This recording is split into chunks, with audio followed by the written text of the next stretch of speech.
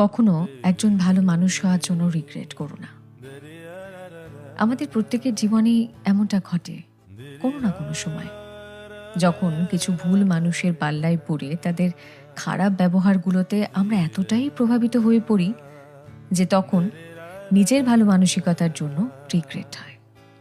তখন মনে হয় ঈশ্বর আমাকে এতটা সহজ সরল মনের না বানালে পারতেন, যে মন মানুষ চিনতে জানে না, যে মন একটু ভালোবাসা পেলেই গলে যায়, এখন সেই ভালোবাসা মিথ্যেই হোক না কেন, যে মন সবার সঙ্গে ভালো ব্যবহার করতে জানে, যে মন মানুষ বিচার না করে তাকে বিশ্বাস করতে জানে।